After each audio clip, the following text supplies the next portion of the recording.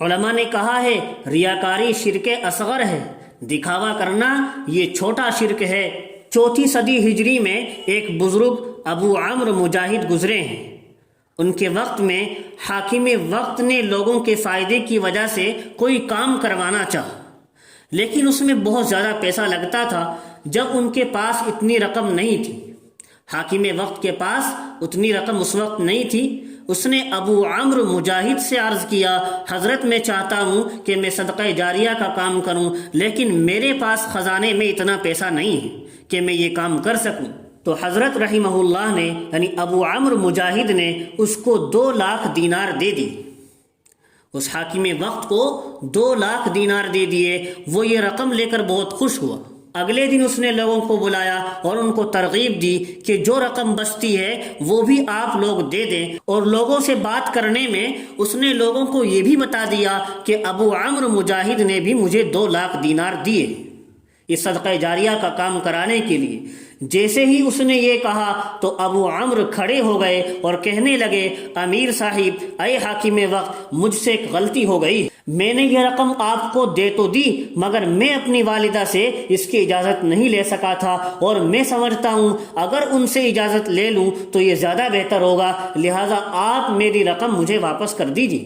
اب جب اس نے اتنے لوگوں میں اپنی رقم واپس مانگی تو جو لوگ پہلے تعریفیں کر رہے تھے اب ان سب نے اسے بری نظر سے دیکھا اور کہا، یہ کیسا بندہ ہے، حاکم وقت کو بھی وہ رقم واپس کرنی پڑ رہی ہے۔ جب حاکم وقت نے رقم واپس کر دی اور انہوں نے لے لی اور سب لوگ چلے گئے تو رات کے اندھیرے میں وہی رقم 2 لاکھ دینار لے کر دوبارہ آئے۔ یہ بات سننے کی ہے، اصل ان کا مقصد یہ تھا کہ میں اللہ کے راستے میں جو خرچ کر رہا ہوں اس میں میرا نام ظاہر نہ ہونے پائے۔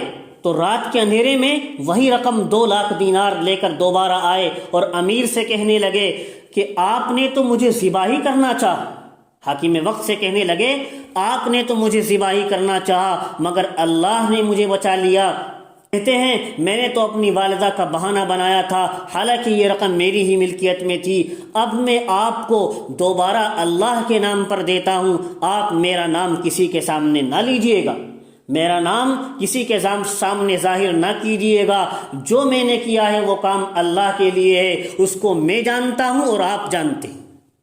یہ تھے ہمارے اکابر، ریاکاری سے کیسے بچتے تھے، دکھاوے سے کیسے بچتے تھے۔ اگرچہ انہوں نے اس لیے دوسروں کے سامنے نام ظاہر کر دیا تھا کہ دوسروں کو بھی ترغیب ہو، وہ بھی دیں ان کا نام سن کر، دیکھو انہوں نے بھی صدقہ جاریہ میں پیسے دیے ہیں لہذا آپ بھی دے دیں۔ انہوں نے تو ترغیباً کہا تھا، لیکن ابو عمرو مجاہد نے اس کو بھی پسند نہیں کیا، فرمایا میرا نام کسی کے سامنے ظاہر نہ ہونے پائے۔ اسی طرح کا واقعہ حضرت بایزید بستامی رحمہ اللہ کا ہے۔ ایک مرتبہ حضرت بایزید بستامی رحمہ اللہ نے سورہ طٰہٰ کی تلاوت کی۔ رات کو خواب میں دیکھا ایک قرآن کریم ہے جس کے اوپر سنہرے حروف میں لکھا ہوا ہے، سنہرے حروف میں الفاظ لکھے ہوئے ہیں۔ انہوں نے خواب میں بھی سورہ طٰہٰ پڑھی۔ وہ بڑے خوش ہوئے کہ اللہ تعالیٰ کے یہاں میرے نامہ اعمال میں سورہ طٰہٰ کی تلاوت کا اجر لکھ دیا گیا جو مجھے اس طرح دکھایا گیا ہے۔ جب شوق سے دیکھ رہے تھے تو ایک صفحے پر دیکھا کہ درمیان میں سے کچھ آیتوں کی جگہ خالی ہے۔ وہ خواب میں ہی بڑے حیران ہوئے، یہ جگہ خالی کیوں ہے؟ سوچتے رہے، بالآخر اللہ تعالیٰ نے مدد فرمائی اور خواب میں ہی یہ خیال آیا کہ ہاں جب میں تلاوت کر رہا تھا تو اس وقت ان آیات کی تلاوت کرتے وقت ایک واقف بندہ میرے قریب سے گزرا تھا، جو مجھے جانتا تھا، پہچانتا تھا، وہ میرا واقف بندہ تھا۔ وہ واقف بندہ جب میرے قریب سے گزرا تھا اور میرے دل میں یہ خیال آیا تھا کہ یہ بندہ میری تلاوت سن کر خوش ہوگا، بس دل میں اتنے سے خیال کے پیدا ہونے پر اللہ تبارک و تعالیٰ نے ان آیات کی تلاوت کے اجر سے محروم فرما دی۔ کہ دل میں یہ خیال کیوں پیدا ہوا، یہ بندہ تلاوت سن کر خوش ہوگا۔ جو بھی عمل کرنا چاہیے، تلاوت ہو، ذکر ہو، عبادت ہو، سب کچھ اللہ کے لیے ہونا چاہیے۔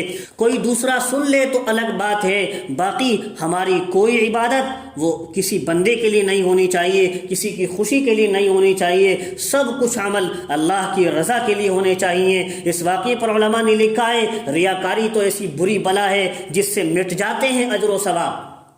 جس سے مٹ جاتے ہیں اجر و ثواب بھی۔ اللہ ہمیں ریاکاری سے محفوظ رہنے کی توفیق نصیب فرمائے۔